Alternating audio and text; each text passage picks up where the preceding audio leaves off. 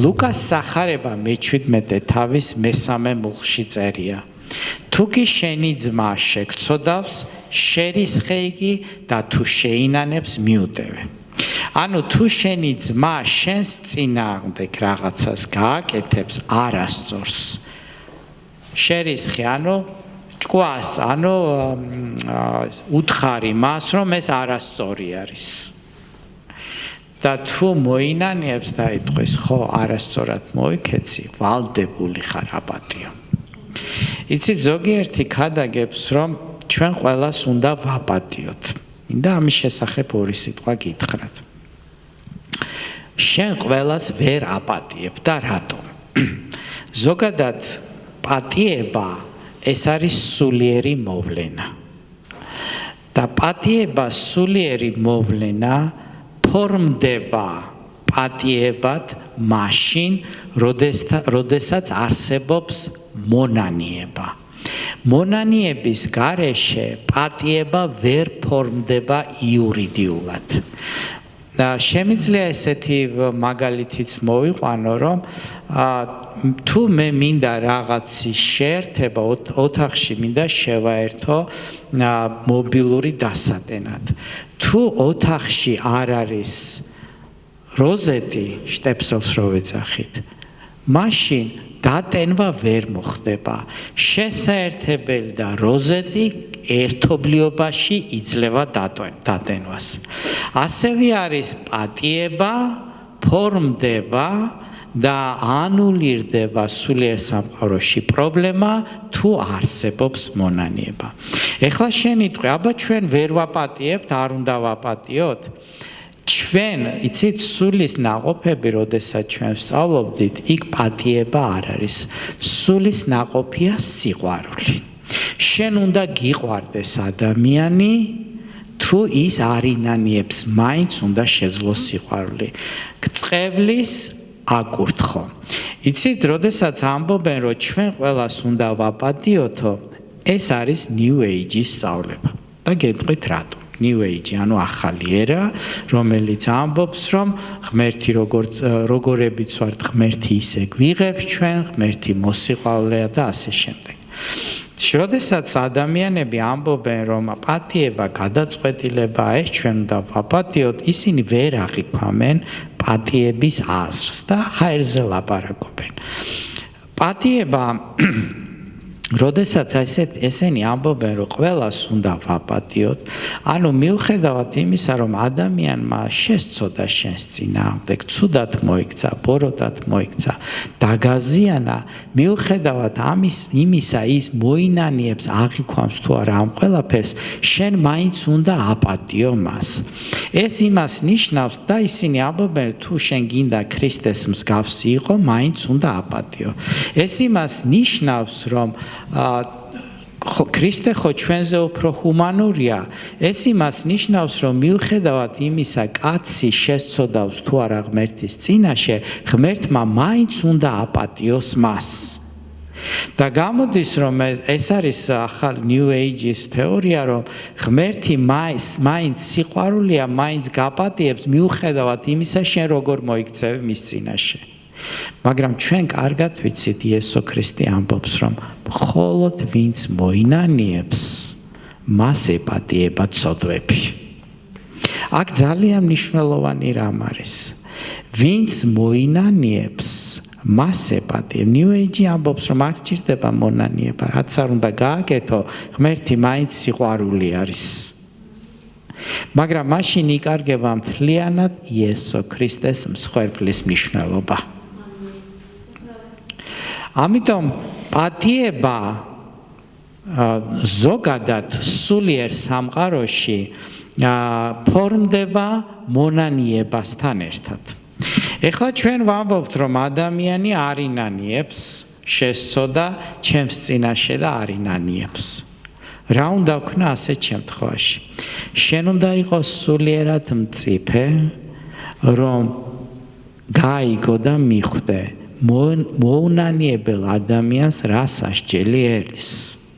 თუ ის დაჩება თავის ცოდვაში და არ მოინანიებს, ეს არის სასჯელი მისთვის. ამიტომ შენ როგორც რაც უფრო სულიერად მწიფე ხარ, მით უფრო მეტად უწყობ მას ხელს რომ მოინანიოს.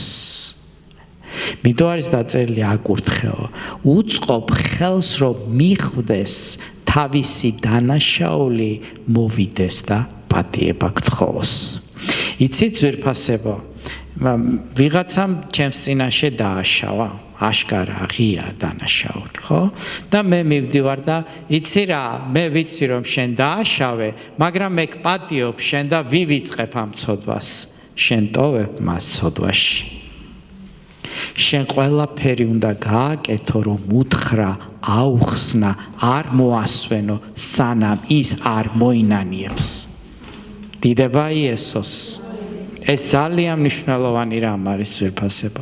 დღეს ისე ქადაგებენ ამ არასწორ ანტიქრისტეს მოძღვრებას ეკლესიებში ვერც კი ხვდებიან.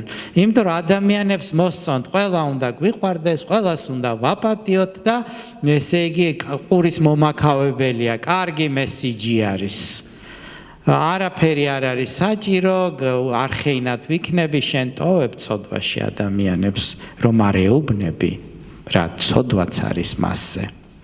მაგრამ თუ კი მოინანიებს, თუ კი მიხვდება, რა შეცდომაც არ უნდა იყოს შენს წინააღმდეგ, რა ზიანიც არ უნდა კონდეს მოყენებული, ვალდებული ხარ, აპატიო.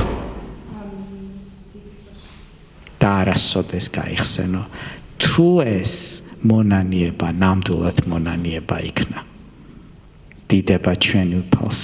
როდესაც უფალი ამბობს, რომ ამდენჯერაც შეგცოდოს ძმა, იმდენჯერ უნდა აპატიოს, იგულისხმება მონანიება, იგულისხმება აღიარება.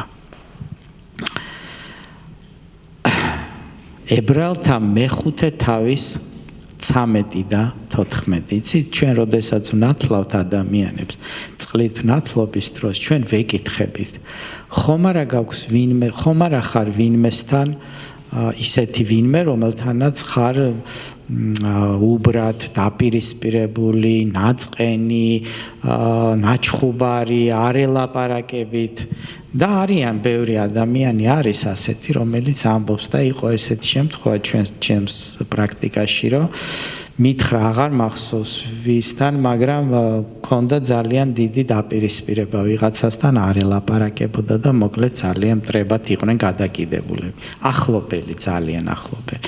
არ მახსოვს და ვინ იყო ისიც არ მახსოვს, მაგრამ ძალიან ახლობელი იყო და მე ვთხარი ესე არ გამოვა მეთქი. ეხლა საერთოდ როდესაც ადამიანები დაპირისპირებულები არიან, იქ ძალიან რთულია გაერკვიო ვინ არის დამნაშავე. ეს არის თითქმის წარმოუდგენელი, იმიტომ რომ ორივე მხარეს რომ მოусმინო, ორივე მართალი არის. ერთი ესეთი ნათქვამიც არის სასამართლოზე, ორი კაცი იყო დაპირისპირებული ერთმანეთთან და მოსამართლე სჯიდა ვინ იყო მართალი. ადგა ერთი ილაპარაკა, ასე მიქნა იმან ისე ისა და მოსამართლე უთხრა, შენ ყოფილ ხარ მართალიო. ეხლა ადგა მეორე, აი მანაც ილაპარაკა ასე მართალი, ასე მიქნა, ამან ისე მიქნა და მოსამართლე ეუბნება, შენ ყოფილ ხარ მართალიო. ეხლა წამოდგა ვიღაც და უთხრა, კი, მაგრამ ორივე მართალი როგორ იქნებაო? მოსამართლემ უთხრა, შენც მართალი ხარ.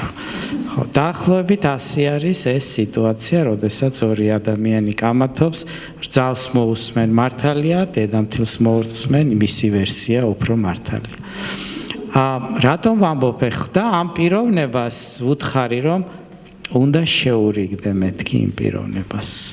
როგორო და უნდა მიხვიდე მეთქი.